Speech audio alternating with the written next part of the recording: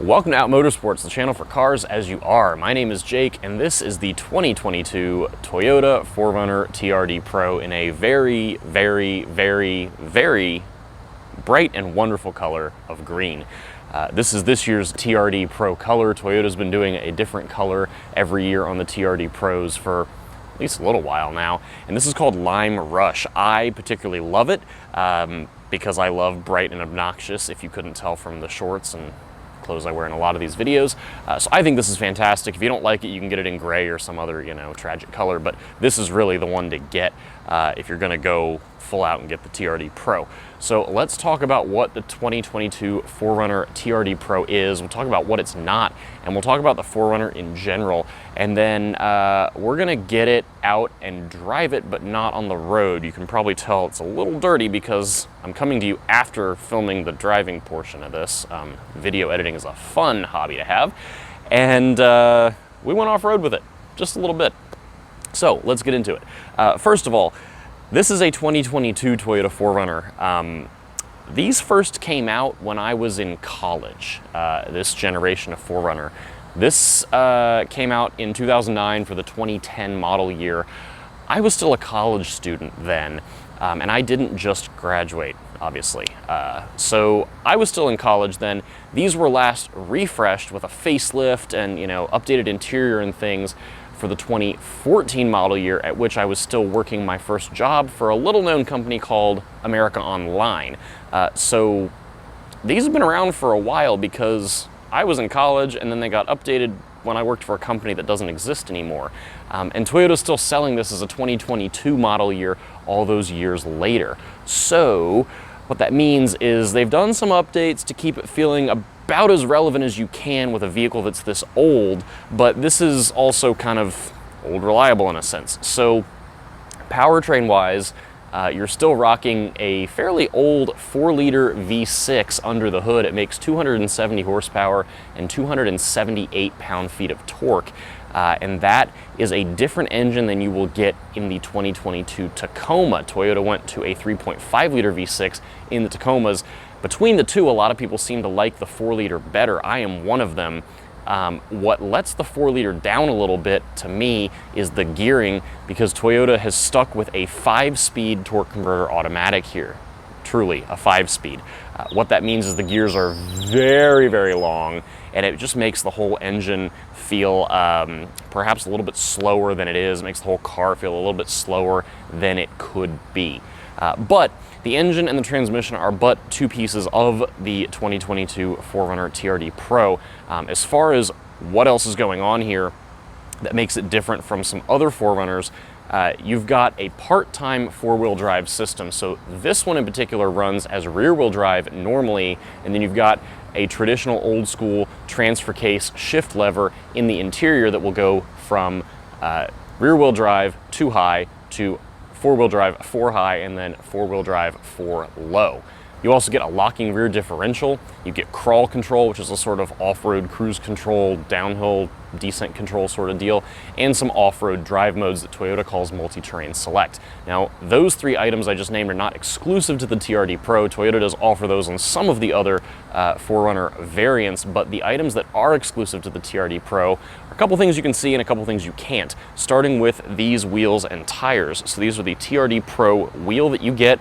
These are not beadlock capable. They may look it from a distance, but they're just some black alloys. And these are wrapped in a set of Nitto Grappler all-terrain tires. So no highway tires here. These are the real deal, some all-terrains.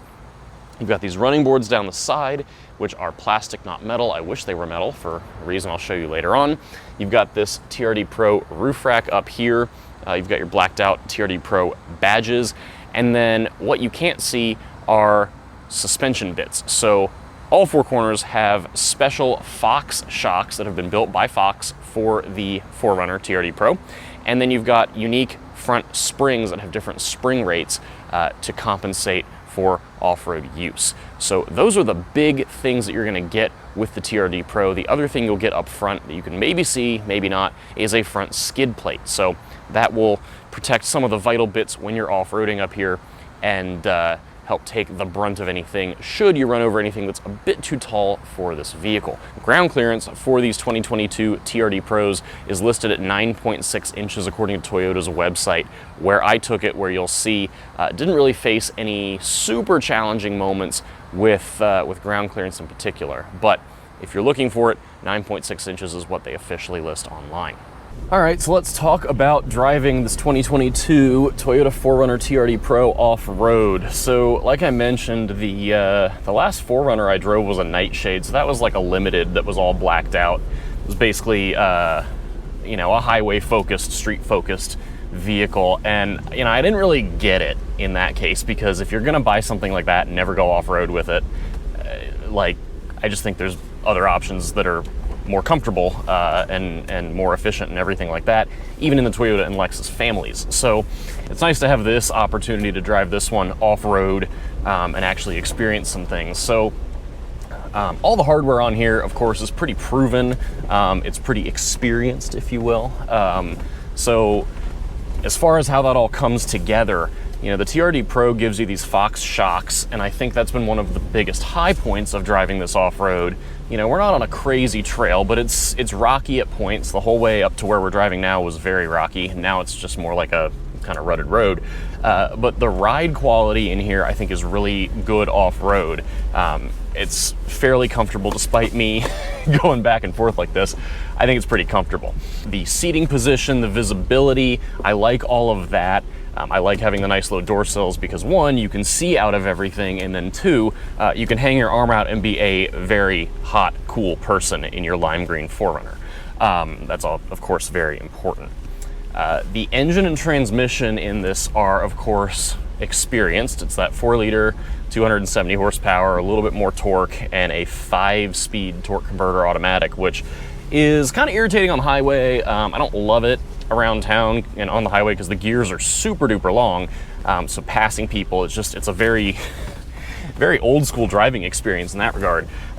When it comes to doing stuff off-road, none of that really matters because you're going to use, you know, first and second gear, and that's kind of it. So I'm doing this whole trail in second for the most part, except first gear for some of the downhill bits where I want the gearing to help me out.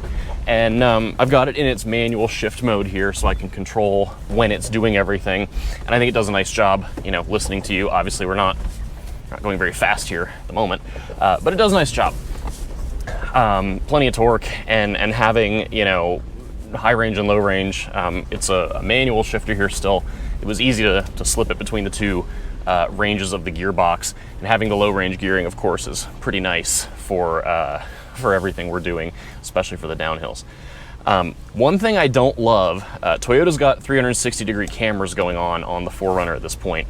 They added those a couple years ago, and it's nice because there is an off-road camera mode here that gives you a camera pointed forward that kind of moves with your pitch, and it shows you yellow lines where your wheels are going to go, and then you've got cameras looking down either side. Really love that, and you can set it to come on automatically, which is great. So if you're going below a certain speed, it just pulls the cameras, you know, camera feed up, and it's like, hey, you probably want to have some help, you know, going over this thing, which is great because as much as I love the square hood on this, when your nose is pointed up, you can't really see a whole lot, as with, you know, most vehicles. So that's all great. The camera resolution it's like if you had a Motorola Razr giving you a video feed. It's not particularly good. And that's one of those things where competitors have just done newer and better at this point because they have been redesigned or, you know, brought to market far more recently than this 4Runner was. So most notably, I've got a friend following me in a new Ford Bronco. His car does not have all of the goodies because it's a very base model, but the Broncos in particular, you can have this gigantic touchscreen with some very high quality video feeds, and that's pretty nice. So Toyota's got the right idea here, but the quality is so low as to be, I won't say unusable because you can see rocks and things, but it's low quality and it's on a smaller screen than, you know, they could have. So I suspect whenever they do a redesign of this car, whether it's now or another 15 years from now, they'll do something with the cameras. As far as the other TRD bits. You know, you've got your drive modes, which they call multi-terrain select. They're up here on the roof, as is the control for the diff lock at the rear, and your crawl control, a couple other features. It's nice that they're all together. They're not especially well marked at first. It took me a bit to figure out what I needed to do. Obviously, if you own one of these, you'll figure it out and it'll become muscle memory, so not a big deal. But the interesting thing was coming onto this trail. It's a very steep, uphill, rocky part where, you know, you're putting everything to the test a little bit because you just have to go so slow and then stop and get some traction back and keep going. The 4Runner in 4 high, with everything in its like highway mode, would not climb that surface. I had to stop and use the multi-terrain select, which basically, among other things, tells the ABS and the traction control to behave differently. And then your you know, throttle mapping and all that good stuff. If you leave the transmission in drive, I'm sure it messes with that a little bit too. But once I messed with all of that, and then I put on the rear diff lock because it made me feel better about myself, then it just walked up everything like no big deal. So just a fascinating thing to notice. I wouldn't say it's not capable, just really interesting how engineers can do a lot with traction control to help manage what you're doing. And then of course with traction, tires are like a really big thing for off-roading and on-road. You know, a lot of what you're driving, what you're experiencing is just tire selection from the manufacturer, or if you buy a set of tires after the fact. And these are a set of Nitto Grappler all-terrains, and I think they seem to be doing a nice job so far. Like I said, we're not testing anything too much here, so it's not like it's the hardest trail, but even on, you know, the rocks where I stopped and they're kind of slippery and you have to get going again, did a nice job. So pretty comfortable off-road ride. Seems like there's pretty good grip everywhere. The one piece of this, you know, there's a front skid plate on this car, which adds a lot of confidence, whether you need it or not. This has 9.6 inches of ground clearance, so 10 inches almost is, you know, pretty decent for one of these, I think. And you shouldn't need that skid plate for a lot of stuff, but it gives me peace of mind. But what takes away all that peace of mind is the running boards on this one. They're plastic. And I tried an obstacle, and I'm very sorry to Toyota, but I scuffed the bottom of one of the running boards. And if that was a metal running board, that wouldn't have happened. Or if there were no running boards, it also wouldn't have happened, because they hang down lower than the rockers, of course. So just a little surprising thing, and honestly, I don't even find them that helpful on the street. I think they're a little too narrow to get my big foot on to bother, you know, stepping up and in. They just seem like something that'll get your pant leg dirty if you're wearing long pants and you've been off-roading and get out of the car. So I think that's the only thing I would say I don't really care for from an off-road equipment perspective. As far as how this drove here to the trail on the interstate, Virginia has upped their speed limits in a couple spots, and I was able to go, you know, 70, 75, maybe a little quicker in spots, passing people. This is all fine on the highway. I've had other people tell me that they don't think they ride that well on the highway. I think it's okay, but you know, it's just not the best for highway travel, mostly because the engine is a little noisy. You get some exhaust noise, of course, and the engine's just working to make power. It's torquey enough, but it makes power for passing and stuff toward the top of the revs. It's kind of amusing to rev it out when you do, but the long gears really hurt you on the road. They make it feel slower than it actually is. So I think, you know, any transmission with more gears would make this feel a little more spry, because it just wants to go towards the top gears pretty early on, and then you put your foot in it, and it's naturally aspirated, and you're, you know, stuck in 4th gear or something in overdrive, and it's got nothing, and then it downshifts and zings you up towards 5,000 RPM where it makes power. Just kind of an old school driving experience, which is fair given when this was last updated and when it was last facelifted. Both were quite some time ago at this point. I will say, compared to my review of the 2020 4Runner, it's not like they've really changed a whole lot in here since then, but back then I thought the seats were uncomfortable. I think they're okay now. I guess my perspective has shifted. I think they're okay. I don't think they're great, but I think they're fine. I think the driving position overall is pretty good for me, which is interesting because a lot of older Toyota trucks I thought were terrible for tall people. This is actually the spatial relationship to everything going on here with me at 6'1" is actually pretty good, I think. The JBL sound system I find fantastic. I thought that was a high point 2 years ago, and I still do after driving a bunch more cars since then. It's a really good sound system, which was surprising because the outgoing model, Tundra, not the current one, the prior gen Tundra had JBL, and I thought it was really not that good. So kudos to Toyota for whoever developed the sound system in this one. The other thing, for all your driver assistance stuff, they've got, you know, radar cruise control and blind spot and lane departure warning, but the stuff isn't as smart as it could be because of how old the truck is. So your radar cruise control only works above like 35 miles an hour, and it's not the most refined setup. It does a fine job. It's lane departure warning, where it will beep at you. It will not assist you as far as keeping in your lane or centering in your lane, which I suspect a lot of buyers of these don't care about, but just something to, you know, consider. And then otherwise, you know, this is a vibe, and it is much more of a vibe when you're driving the TRD Sport or the TRD Pro, because you've got the off-roady bits stuck to it, and I think it just adds a little something something that is missing from when I drove the Nightshade, which was the Limited and all that.